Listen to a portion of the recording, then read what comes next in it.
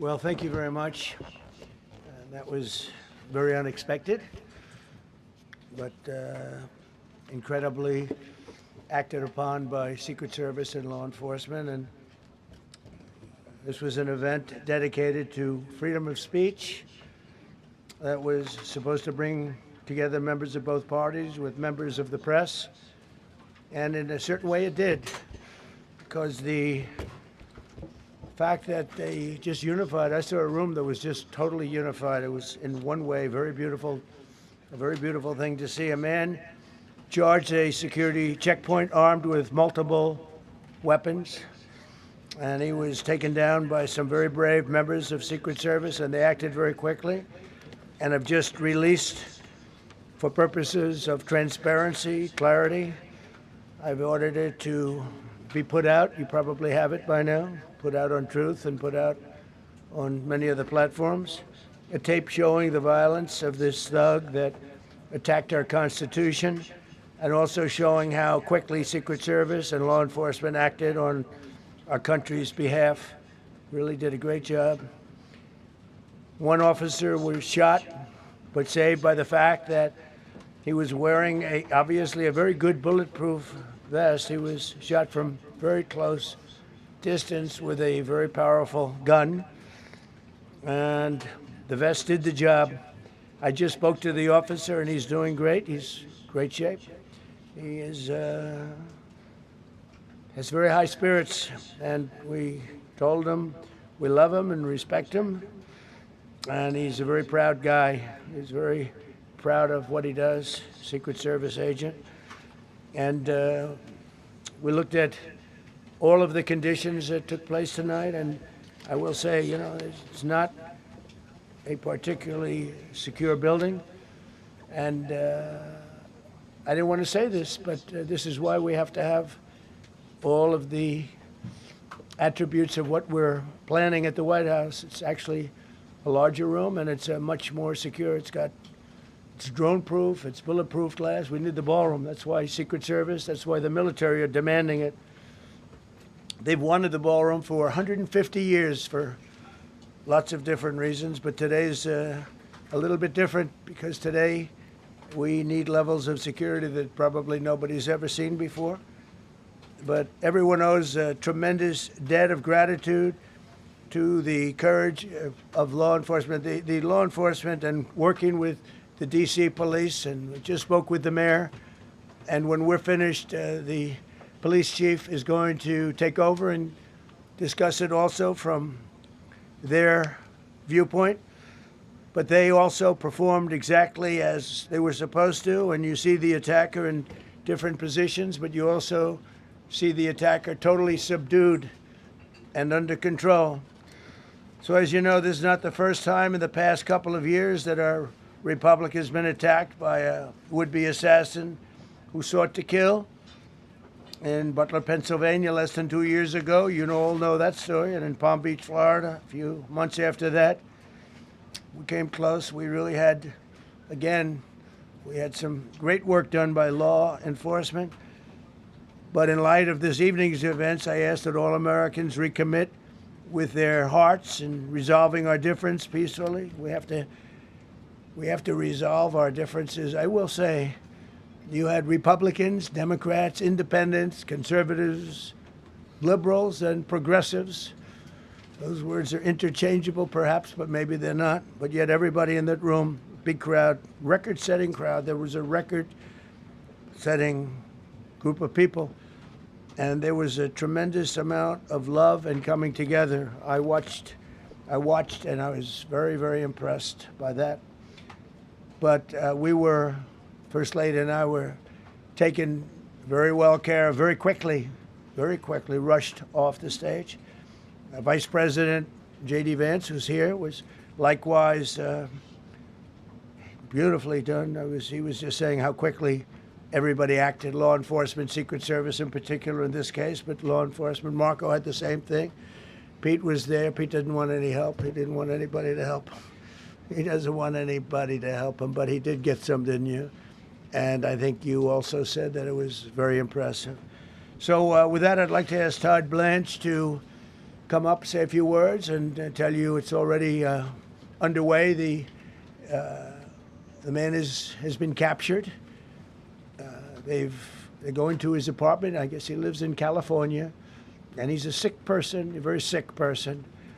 And we don't want things like this to happen. I think it's very important that I say, though, and I told the representatives of the evening, they did such a beautiful job. It was such a beautiful evening.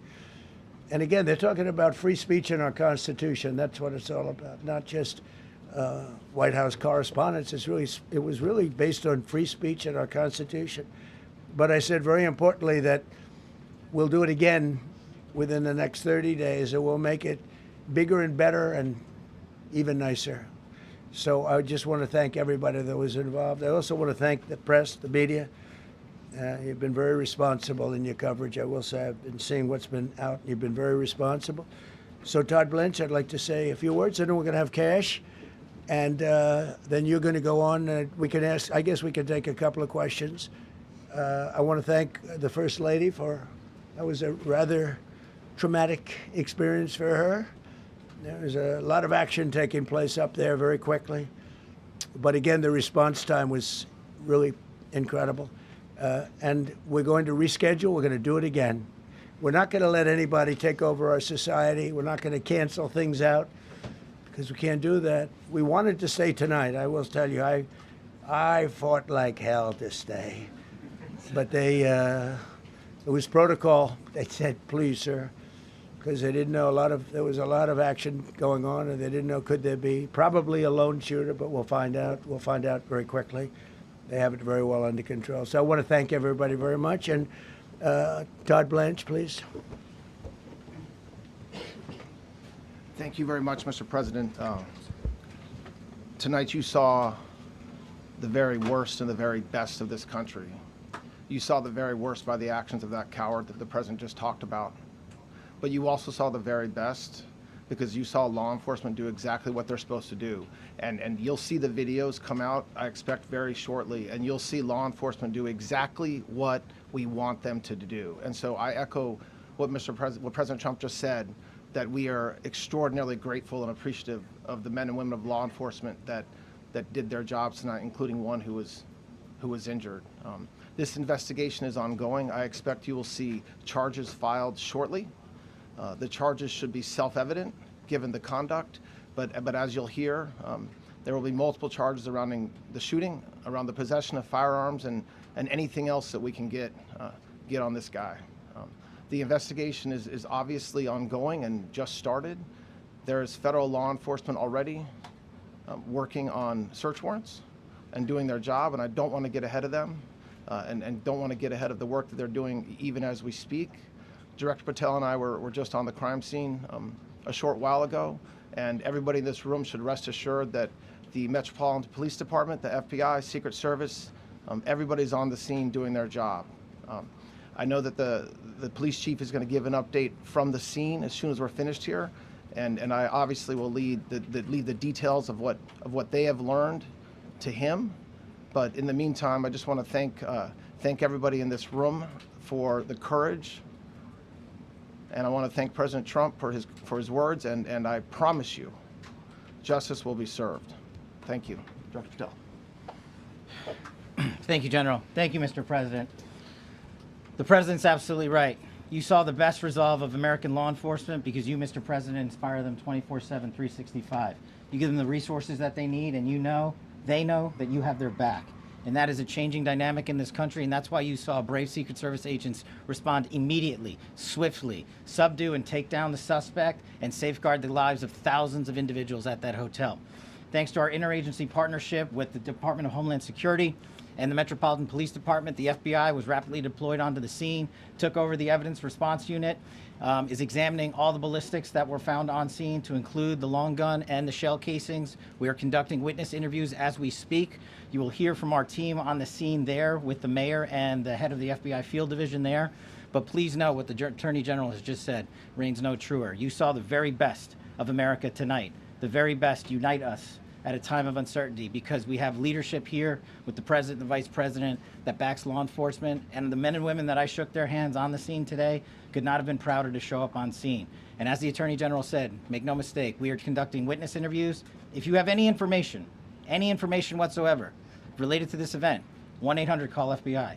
1-800-CALL-FBI. No piece of information is too small. No piece of information is inadequate. We will evaluate it all. We will also be conducting interviews of those that were there. And if any of those individuals have information, please come forward to law enforcement or the FBI or the Metropolitan Police Department. We will be examining this individual's background thoroughly. That process has already started, and we are going to ensure that he was either a lone wolf actor or anyone else that was responsible. We will analyze all evidence immediately to make sure that we safeguard this country. Mr. President, Mr. Vice President, thank you for your leadership. Attorney General and Homeland Secretary Marlin, thank you for your partnership in law enforcement. Thank you, Ken. Okay, we'll do a couple, and then we go to the chief. Madam Chairman, I just want to say you did a fantastic job. What a beautiful evening, and we're going to reschedule. Okay? And after that, it's very tough for her to ask a killer question, right? But you have done a fantastic job. Please. Mr. President, I appreciate it. As you mentioned, it all happened so quickly. Yeah. And I wonder, especially because unfortunately you have experience with these sorts of threats, in that moment when you realized there was a threat and service agents were telling us to get down, can you describe what was going through your mind, how you were feeling in that moment? That's a very good question, actually. It's always shocking when something like this happens. It's happened to me a little bit, and that never changes. The fact, we were sitting right next to each other, First Lady on my right, and I heard a noise and sort of thought it was a tray. I thought it was a tray going down. You know, I've heard that many times, and it was a pretty loud noise. And it was from quite far away. He hadn't breached the area at all. They really got him. But, so it was quite far away, but it was a gun. And some people really understood that pretty quickly, other people didn't. I was watching to see what was happening. Probably should have gone down even faster. Melania was very cognizant, I think, of what happened. I think she knew immediately what happened. She was saying, that's a bad noise. And we were whisked away along with other people, but we were really whisked away. And again, the performance of the Secret Service and the police, all of the law enforcement, I thought was really good. So it was very quick. There wasn't a lot of time to be thinking, because it was a matter of seconds before we were out the door and gone into an area. We very much, and you wanted to too, we very much wanted to continue it, because I don't like to let these sick people, these thugs, these horrible, horrible people, change the fabric of our life, change the course of what we do. So we held out. You were there. We held out right till the end, but they didn't want to take a chance, and I understand there was protocol. But we're going to be doing one hopefully within the next 30 days or sooner, and I am ready, willing, and able. And I was all set to really rip it. And I said to my people, this would be the most inappropriate speech ever made if I said one. So I'll have to save it. I don't know if I could ever be as rough as I was going to be tonight. I think I'm going to be probably very nice. I'll be very boring the next time, but we're going to have a great event. And you did a fantastic job. Thank you very much. Peter, go ahead. Thank you, President Trump. There's a report in the New York Post that this assailant assembled his weapon somewhere on site at the hotel. What do you think about that? And I ask respectfully, why do you think this keeps happening to you? Well, you know, I've studied assassinations, and I must tell you, the most impactful people, the people that do the most, you take a look at the people, Abraham Lincoln, I mean, you go through the people that have gone through this, where they got them. But the people that do the most, the people that make the biggest impact, they're the ones that they go after. They don't go after the ones that don't do much, because they like it that way. And when you look at the people that have either, whether it was an attempt or a successful attempt, they're very impactful people. Just take a look at the names there, the big names. And I hate to say I'm honored by that, but I've done a lot. We've done a lot. We've taken this country, and we were a laughingstock for years, and now we're the hottest country anywhere in the world. We've changed this country. And there are a lot of people that are not happy about that. So I think that's the answer, Peter. And after Butler, your team for a while rethought outdoor events. Yeah. Do you think that you now need to rethink No. indoor Well, events? but then you just don't do events. No, I can't do that. I have to. It is what it is. We have to do it. The room was very, very secure. He charged from 50 yards away, so he was very far away from the room. And what did you think when you saw the video of how fast he was running? He was moving. He was really moving. And the reaction time was great. Boy, those guys, they had their guns drawn literally by the time he was there. They were shooting. That's right. I thought they were very impressive. And if I didn't, I'd let you know, I'm not going to be, I would not stand for that. No, I thought they were very impressive. Thank you, President Trump, and thank Right. you for updating us on Thank the you. suspect earlier. Were you aware of any threats? Was your team aware of any threats beforehand? And do you believe you were the target of this tonight? I guess. I mean, these people they're crazy. They're crazy. And, you never know. He was very far away from me. He had to go through a lot. We had resources all over. We had resources sitting at tables, literally in disguise, sitting maybe at your table, who knows? But we had people all over the room, so he had a long way to go. That was really a first line of defense, and they got him. And they really, they acted incredibly. No, there was no notification. We had no idea. Go ahead, Do you know Kevin. any political motivations from this? Well, you never know. suspect? Now, we'll be able to tell you that maybe by tomorrow or the next day. He's in custody, and they're asking him a lot of questions. I guess they're going over, Todd, and they're already at his apartment. He lives in California. Yes, sir. And they're over there, so they'll be able to tell you. Thank you, Caitlin. President Trump, did the suspect say anything, or was he wearing anything that would allege some type of motive here? No, I mean, he was a guy who looked pretty evil when he was down. They had him down. He was fighting hard. He was in my opinion, a sick person. Who would do that but a sick person? But I think you're going to find everything about him. No reason to talk about it now. But tomorrow at this time, long before this time, you're going to know a lot of things about him. They seem to think he was a lone wolf, and I feel that too. Are you concerned about U.S. Secret Service protection ability? We saw several of the detailees take minutes to be escorted out the room. No, they acted very quickly. No, I was very impressed by Secret Service. Secret I mean, Service did great. I'm the one, and Mark Wayne, you would agree with that, I think. Absolutely. I'm the one that would complain. You don't have to complain for me. I would be complaining. I'd be up here right now saying they didn't do their job. Oh, believe me, because, it's my life, and I want to live because I want to make this country great. That's why I want to live. But when you're impactful, they go after you. When you're not impactful, they leave you alone. Okay, a couple of more. Go ahead, please. Is there any indication that this shooting could have been linked to the war in Iran? I don't think so, but you never know. We're going to know a lot. We have the best people in the world working on it, and we're going to know a lot. Please. Mr. President, there's a lot. You, as well as some of us who have covered Butler, experienced another horrific day 2 years ago. Yeah. What felt similar? You had the First Lady with you today. What felt different? And you have another 2+ years in office. Are you concerned about something like this happening Well, I again? can't be concerned. I can only get great people. They did the job, in my opinion, a much better job than Butler. Butler had one weak spot that we all know about. Somebody should have been up there. But even Butler, we had our sniper on our side within 4.2 seconds from a distance of about 400 yards, one shot, and he was gone. And if he didn't do it, now, he's David. His name was David. I say, hello, David, every time I see him. David, I like you very much, David. But think of that. Now, if he doesn't hit him, and he hit him right between the eyes from 400 yards without any notice, nobody knew. He heard a sound. He looked over, and there was actually a tree that was somewhat in his way. You know the story very well. And he aimed, he fired, and if he didn't do that, beyond me, you would have had a lot more people killed. We lost one great person and 2 people very badly hurt. They're okay now. But no, that was, so in a sense, it was pretty amazing the job they did. But they did have that one weak spot. As you know, they should have had that covered. Tonight they had everything covered very quickly.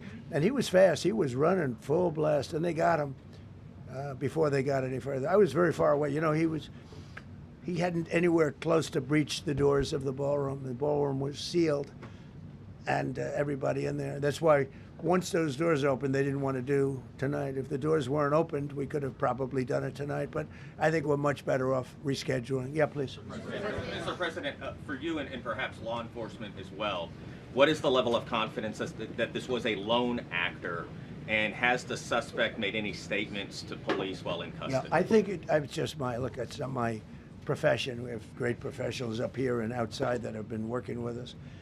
My impression is he was a lone wolf, whack job. These are crazy people.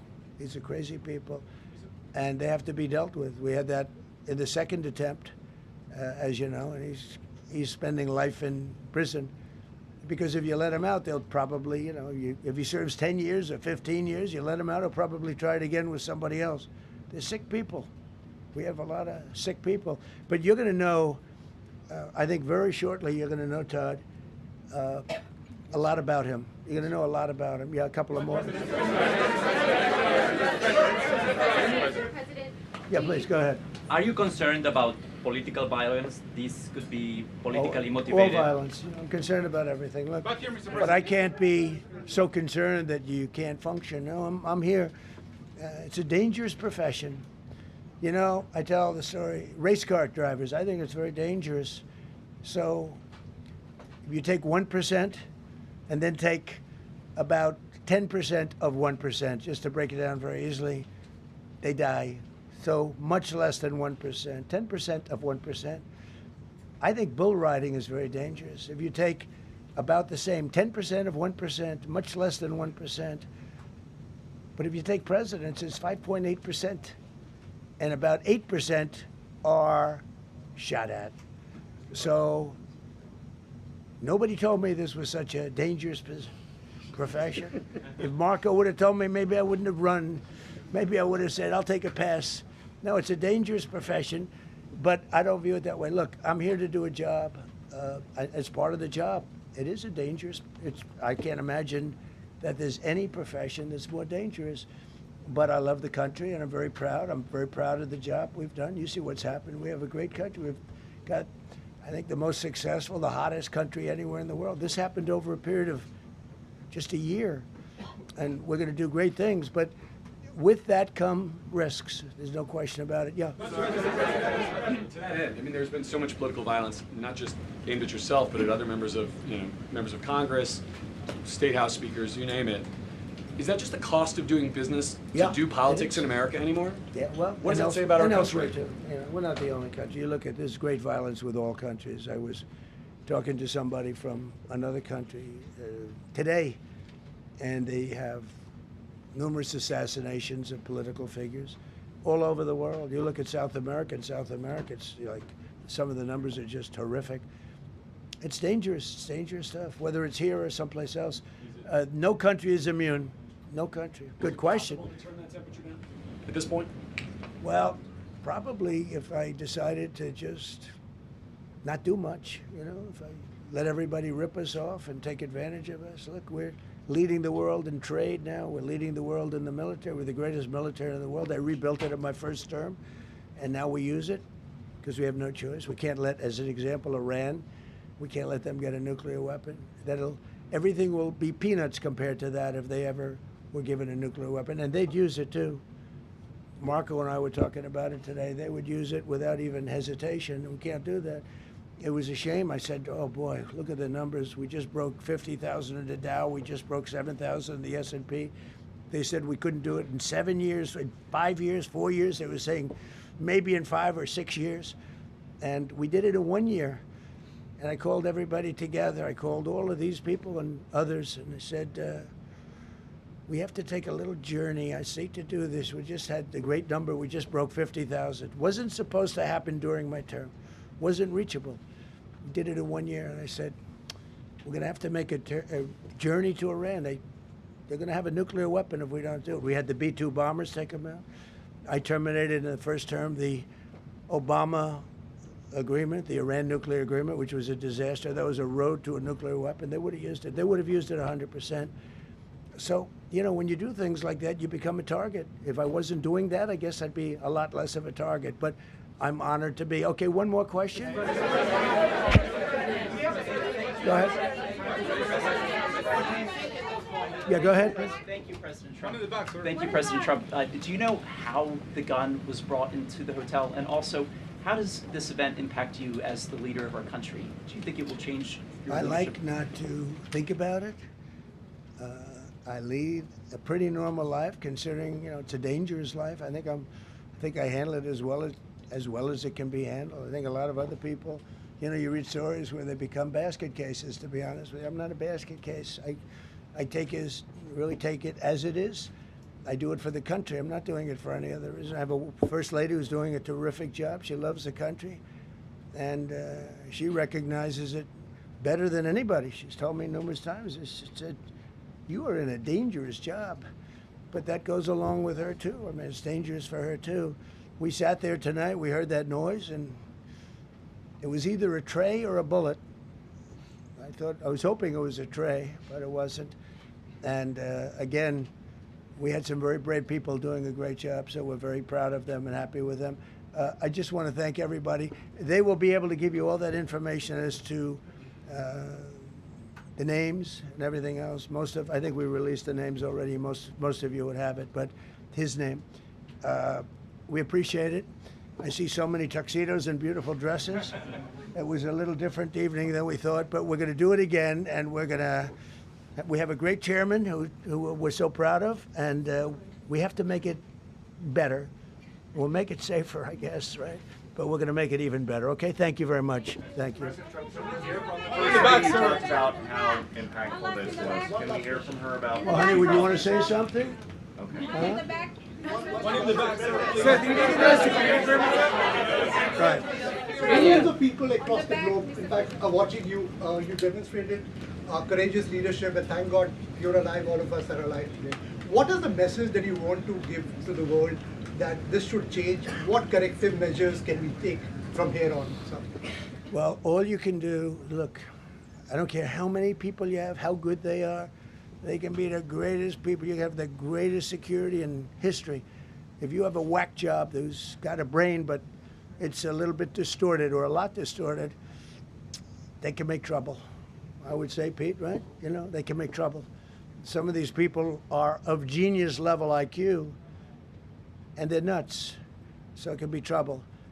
So you do absolutely the best. You get the best. We have the best people. Well, look, it was proven tonight. He started running from 50 yards, and he was fast. He was like a blur on tape. He was moving. It was very impressive the way they got him, because a lot of people would be looking and saying, you know, it's like a weird feeling, and they would let him get through, but they didn't let him get through. They drew those guns so fast. They looked like Matt Dillon. They looked like somebody that knew what they were doing, and we really do. But it comes with the territory. And if you want to do a great job, I really believe that. And you take a look at what's happened to some of our greatest presidents, and it doesn't happen to people that don't do anything. And it's not going to deter me from winning the war in Iran. I don't know if that had anything to do with it. I really don't think so, based on what we know. But we're going to continue to do a great job. That's all I can do. Thank you very much.